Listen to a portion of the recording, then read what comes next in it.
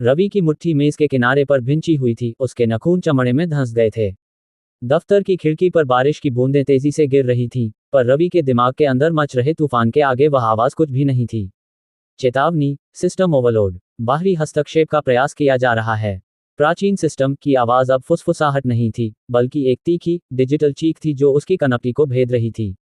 रवि ने मेज पर पड़ा विस्की का गिलास उठाया और एक ही घूंट में खाली कर दिया। ये तनाव को शांत नहीं करता था, लेकिन बाहरी दुनिया के शोर को दबाने में मदद करता था। उसकी लाल, भारी आंखें दीवार पर टंगी पिता की तस्वीर को घूर रही थीं। मुझे नहीं पता था कि यह किस्मत इतनी महंगी पड़ेगी, बाप। अचानक उसके दफ्तर का दरवाजा बिना किसी दस्तक के धड़ाम से खुला। रवि का जासूसी अंतर्ज्ञान चीख उठा। कोई साधारण चोर नहीं, इनकी हिम्मत ज्यादा है। दरवाजे पर दो लोग खड़े थे, दोनों बारिश में भीगे हुए, लेकिन उनके चेहरे पर एक अजीब सी निर्मम शांति थी। पहला था सारथी, एक लंबा पतला आदमी जिसकी आंखों में एक ठंडी, गणितीय चमक थी। उसके हाथ में कोई हथियार नहीं था, लेकिन रवि को महसूस हुआ कि वह कहीं ज्यादा खतरनाक है।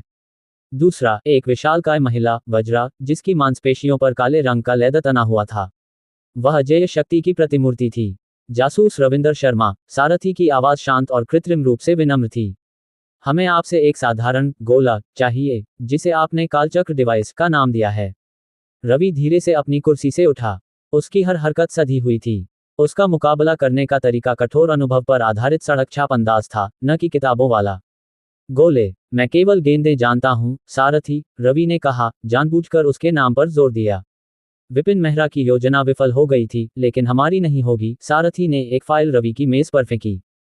फाइल पर लिखा था, प्रोजेक्ट शून्य। रवि ने पलक झपकाए बिना अपनी शक्ति विश्लेषण और स्मृति पठन को सक्रिय किया। उसने मेज पर रखी फाइल के कोनों को हल्का सा छुआ। डेटा फ्लैश फाइल के रेशों से। स्रोत, गुप्त सरकारी इकाई, कोड नाम शून्य। उद्देश्य, कालचक्र डिवाइस की शक्ति का सैन्य उपयोग। सारथी और वज्रा का इरादा, रवि को जिंदा पकड़ना, डिवाइस को निष्क्रिय करने के लिए उसकी अद्वितीय आवृत्ति फ्रीक्वेंसी का उपयोग करना। रवि के दिमाग में एक नया डर दौड़ा। ये केवल शक्ति के लिए नहीं है, यह मेरे ऊपर नियंत्रण पाने के लिए है। वे तुझे नियंत्रित करना चाहते हैं, रविंदर। उन्हें रोक, सिस्टम चिल्लाया। रवि ने तुरंत प्रतिक्रिया दी।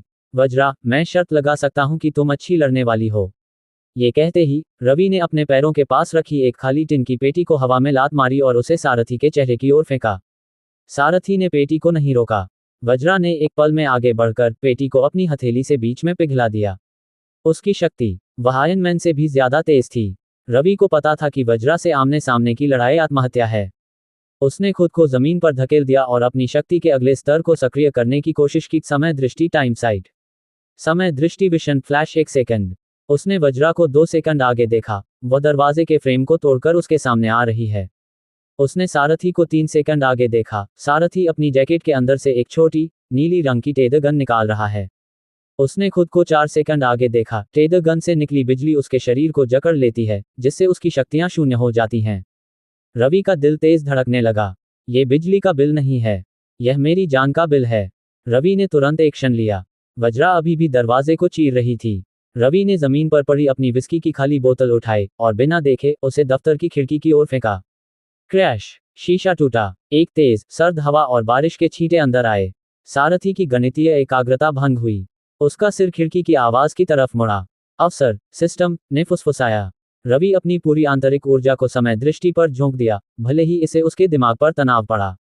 शक्ति का अत्यधिक उपयोग, ओवरलोड। सारथी ने टेदर गन निकाली, लेकिन रवि ने पहले ही देख लिया था कि सारथी का दाहिना पैर टूटी हुई खिड़की के पास रखी एक पुरानी मेज की टांग से उलझने वाला है, केवल 0.8 सेकंड में। रवि ने जानबूझकर जोर से खांसा। सारथी, जिसका ध्यान पहले ही खिड़की से भंग हो चुका था, रवि की आवाज की तरफ मुड़ा और ठीक उसी क्षण उसका पैर मेज की टांग से उलझ गया। वह लड़खड़ाया और टेदर गन उसके हाथ से छूट गई और फिसलन भरी जमीन पर गिर गई।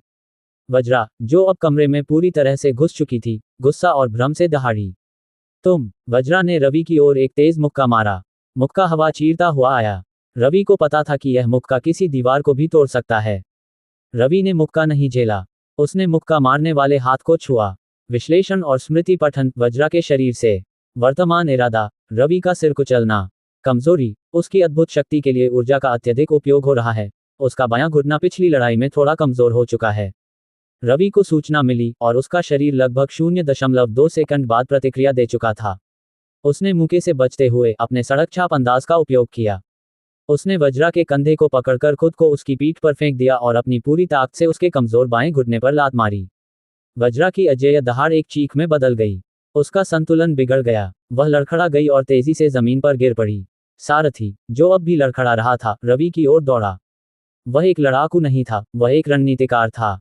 तू अपनी शक्तियों को खत्म कर रहा है, रविंदर। तू खुद को मार डालेगा। सारथी चिल्लाया। मुझे पता है, रवि हाँफते हुए बोला। उसका आंतरिक संघर्ष अब चरम पर था। वह डर रहा था, लेकिन उसकी पेशेवर मजबूरी उसे आगे धकेल रही थी। मुझे खुद को खत्म करना मंजूर है, पर तुम्हारे जैसे लोगों को इस शक्ति पर नियंत्रण नहीं लेने दूंगा।